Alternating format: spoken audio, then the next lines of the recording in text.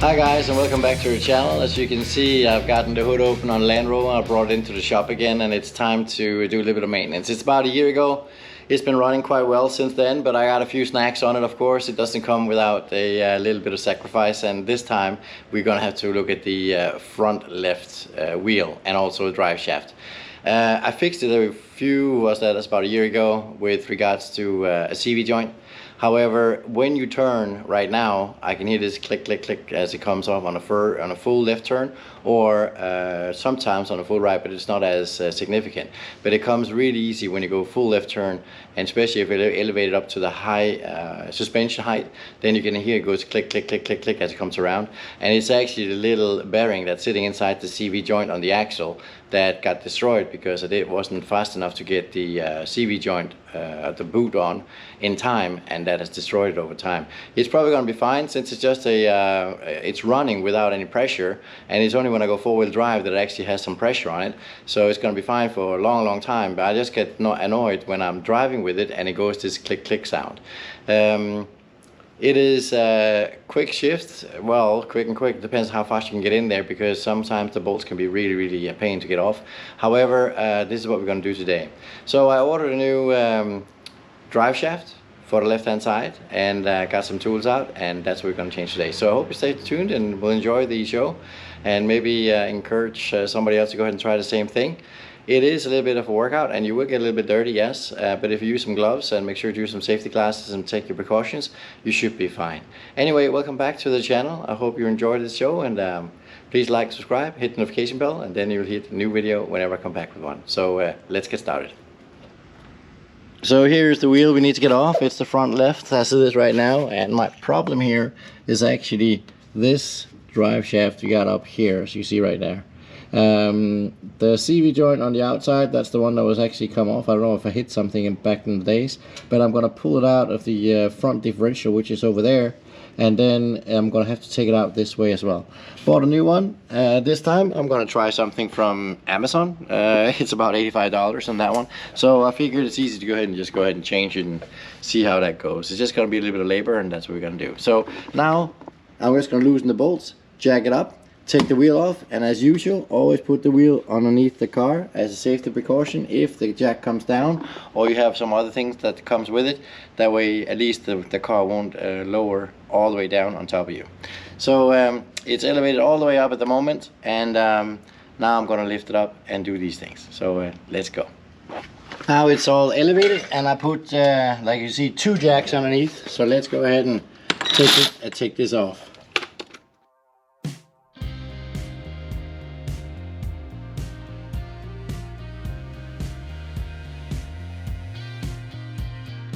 There are probably some of you out there that's a little bit more fixed on your fingers and all that stuff than I am, and have a good idea. Go ahead and drop it in the comments below, and I'll be happy to go ahead and answer them as well.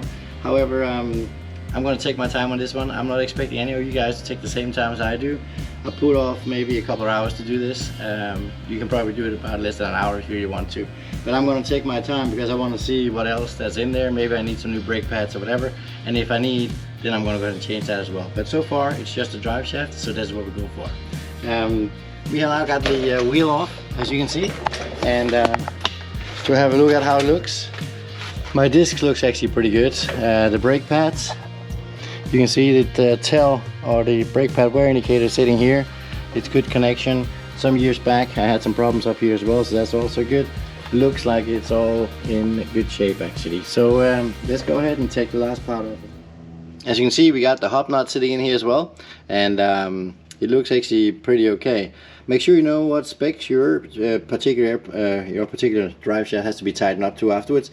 I'm going to go ahead and loosen it up with a small screwdriver, and once you have that, you can actually turn it off. They can be very hard tightened on there because it goes straight onto your drive shaft and it sits into the bearings behind this. I'll take it off now, just loosen that up, and then get ready for loosening the bolt, and then I'll take the calipers off, flip it over, hang them over there, and then I'll take that little torque bolt that's sitting in there as well, take that off, and that'll enable me to go ahead and take the disc off as well. So let's go ahead and get that all started.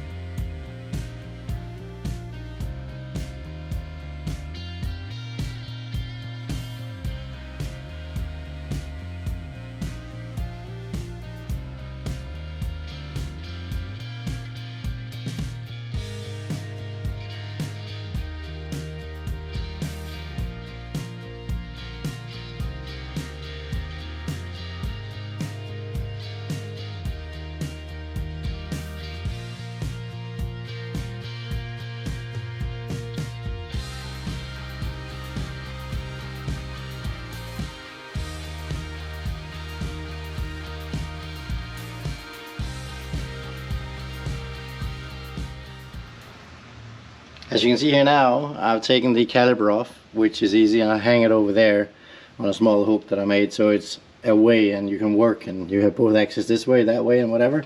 I put a little bit of WD-40 on the axles here because I want to make sure that it actually released inside the hub here, and it is, as you can see now, completely released. It comes in and out like that, so it's easy to come out. Now I want to take the hub off first with the bearing. It sits in only 4 different screws, and the bolts that actually keeps it in here, those bolts are actually this one here, that one there, this one over there, and there's one over here as well. Once you're taking them out, they're sitting on the back side here, and it's only a 15 mil. Once you take those out, and then also take your ABS sensor, which is the one sitting right there, take that off as well, that way you don't destroy it. Once you take this out, then you have more access to everything, and it's actually easier for you to work with. I'm going to take it off, that way I have some more lee space to move the drive shaft in and out.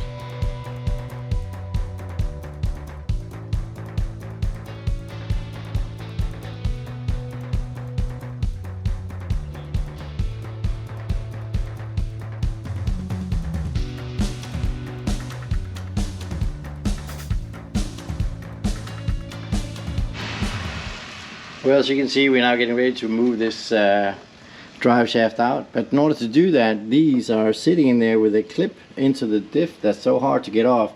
The new, if you can call it, the bone here is actually ready, and as you can see, it's got a brand new nut cap here, there's our nut here as well for the hub itself, so that thing we can actually use for later. Looks very nice as it comes out, but in here where you have to take it out of the differential, you can see there's a small lock ring there. Let me take it out of the back here. Just a second. There you go. This little lock ring here needs a pull, that one there, in order for it to release inside the differential up there. So you need something that pulls this backwards, like really in a little bit of a very, very sharp way. And for that particular case, I got a pulley here, which is a pulley set actually. Sometimes you can rent them. In this case I rented this one, it's easier because I'm only using it once. But it's not enough for fixing your problem. You have to do your own. So what I've done is, I know I'm going to need this. So I'm going to take this out, and then I'll need that little adapter over here, which is basically an adapter that fits straight onto this part here. Now I don't have any of those pulleys here that can be screwed onto my either to the drive shaft or anything else. It's going to be hard to get this in there, and as you can see on this collarbone here as well, that's not going to work either.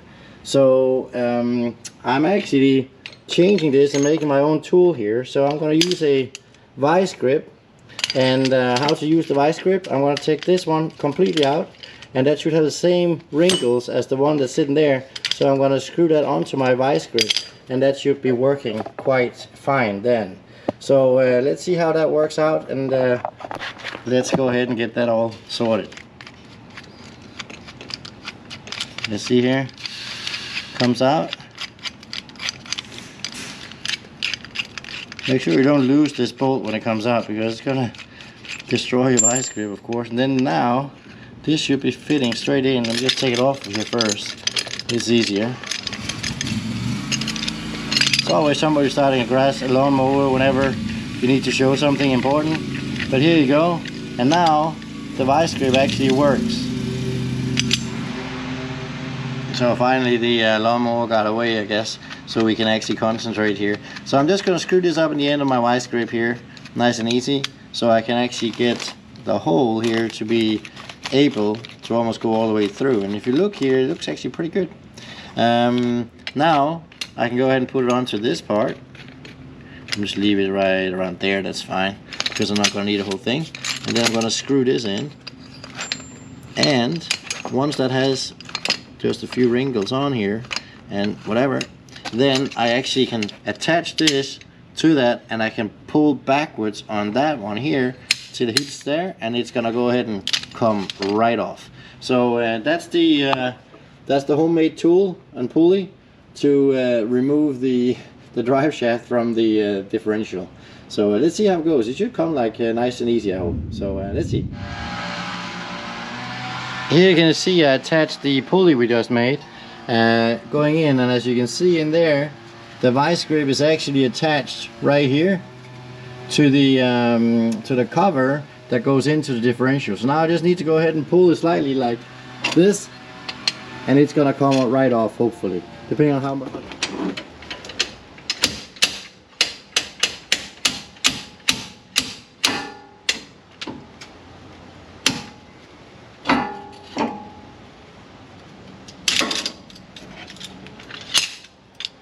It did its job, and we are now free.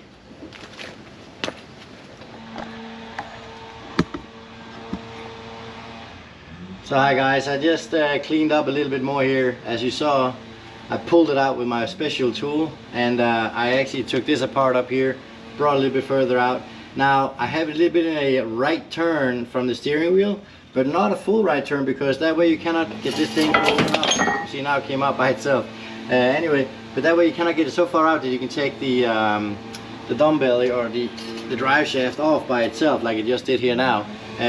You need a little bit of slack in between, so don't turn full right and then think you can get enough space, because there won't be enough space to get it out here. You turn it like maybe 30 degrees or something towards the right, and then it can be pulled out just like that.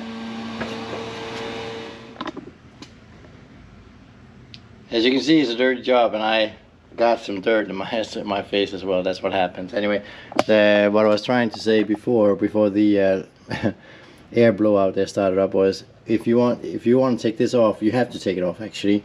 And I took off the electronics here as well. So the ABS sensor goes in there, and then up here that's the sensors for the brake pad and all that. However, if you turn fully left, you won't be able to let it come far enough out, because down here, right there, there is a stop to it. So if you're far up, turn too far left, you won't be. It will actually stop you from doing so.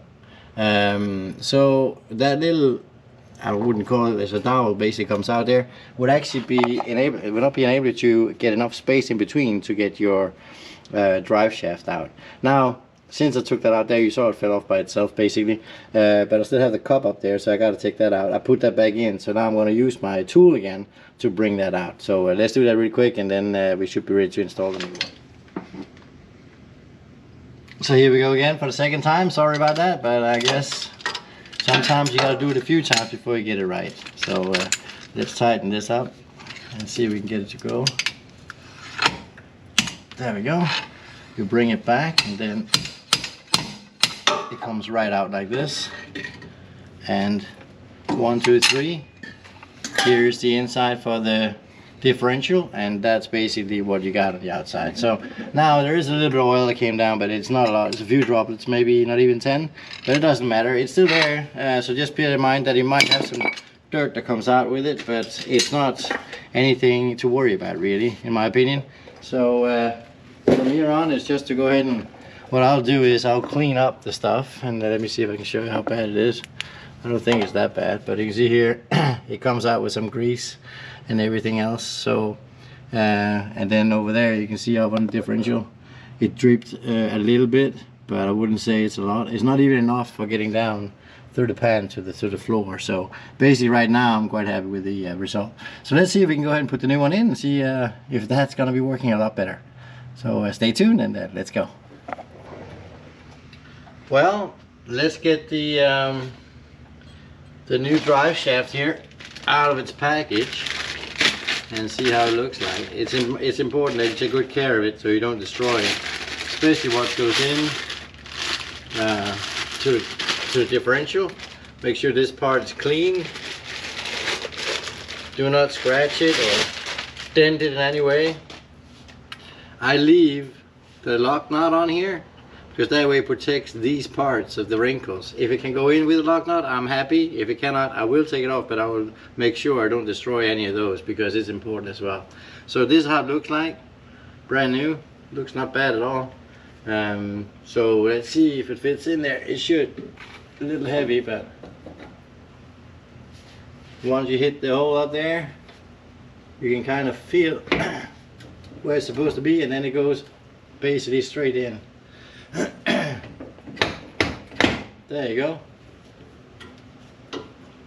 Then turn this. I have to put the strut nut in there. There we go. Like that. And then the new drive shaft now is basically in place. And now we just go the other way and assemble the whole thing again. That's basically it. That's how fast this thing actually goes in once you have it all taken apart. But to get there, that's the hard part. Anyway, once you get everything off, make sure you clean it again, because it's going to take a lot of time to clean it. I know that, but normally when you clean it, it's so easy to take apart next time, and you won't have any problems getting in and out and fixing the stuff. It's actually easier that way. Anyway, let's go ahead and get started with the assembly.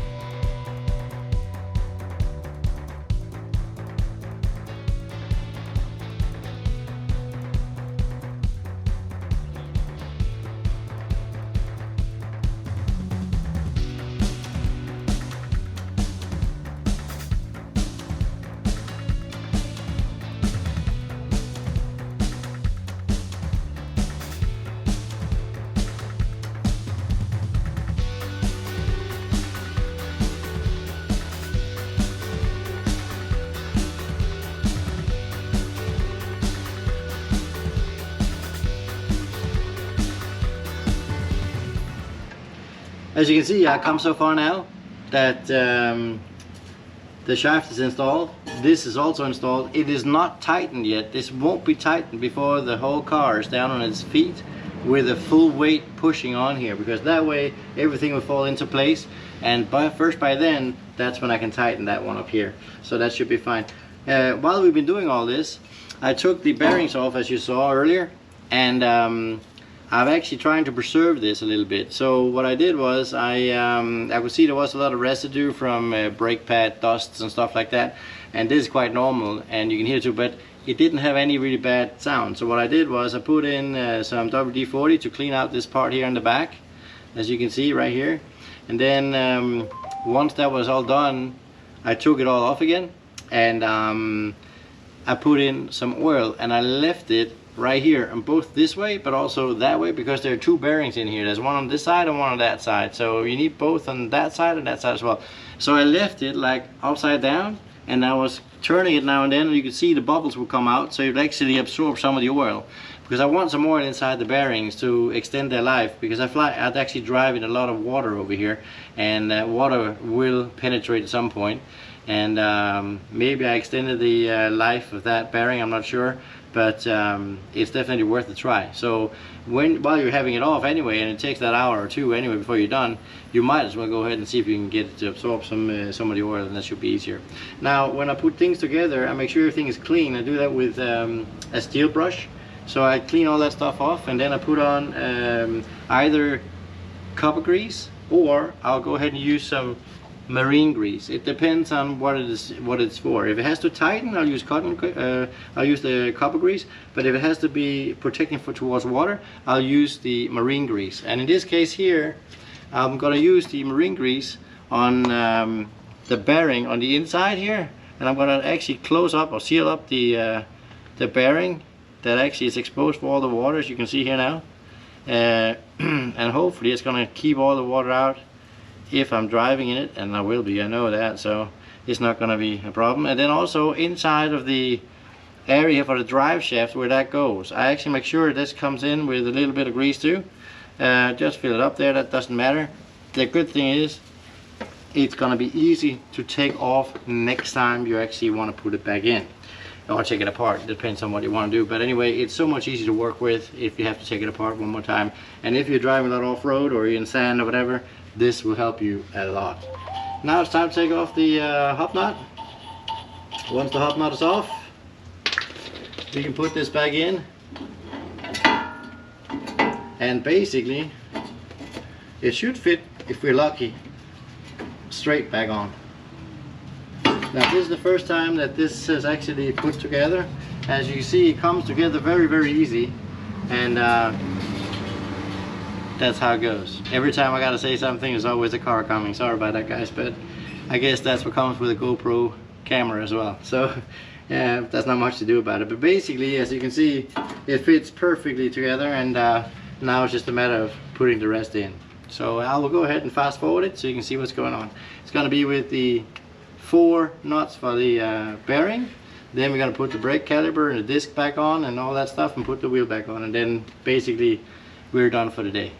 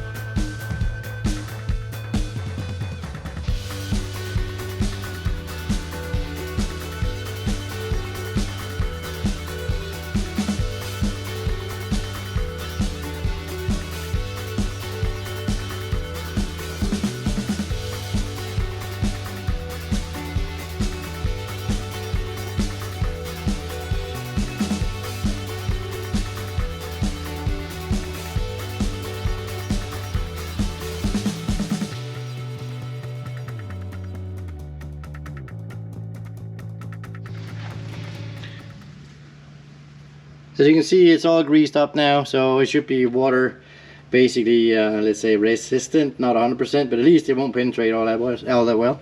As you just saw in the quick video, I torqued it up to specs. Now, first time I torqued it up to about 130 Newton meters, and then wait a little bit, another adjustment up to 160, and last one close to 196. So should be around 200, but 196 fine with me. I gotta get it off at some point, and now I'm just gonna have to hit it there with a small screwdriver to destroy that little part, so it actually stops in the locking mechanism there by itself. That way the knot will never come off again. So it's gonna be fine where it is, and let's go ahead and get that done right away.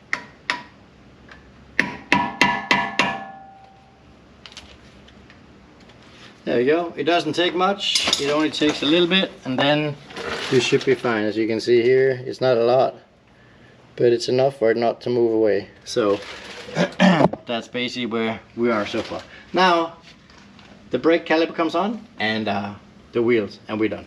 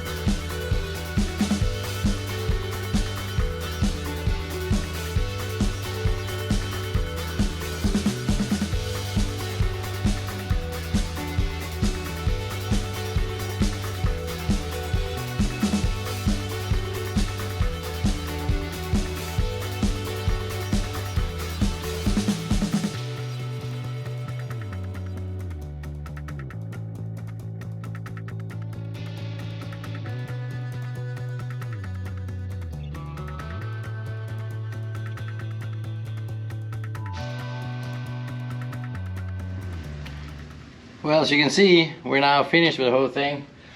As you can see as well, it actually tried to level out the car with the pneumatics. As you can see, the suspension is up in the back, but not in the front because I've been lifting it up and down.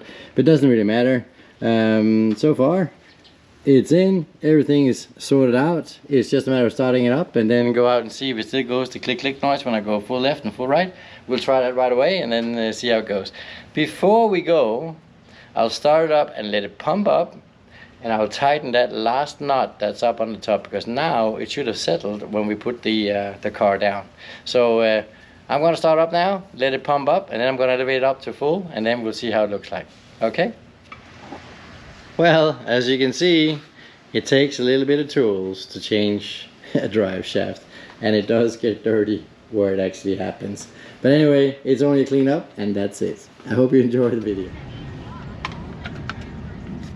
Well guys, I'm just out trying test driving the car right now. As you can see, it does turn out to be a little bit of a dirty job, and it is grease I got in my face. It is what happens. But if I turn left pretty sharp, like a U-turn, you could hear it go click click click. And now we're in the right turn, and there's absolutely no clicks, no nothing. Everything is just absolutely perfect. And this is where the car is actually elevated up and high right now. And if I go for a right turn to test it, to make sure it goes the right way, same thing. You only hear the noise from the tires, and that's it. There is absolutely no clicks, no nothing. So let's see if it drives straight as well. If it does that, I would say the accomplishment is more or less done. And let's go ahead and bring it back down to normal height. Let's see how it runs at normal height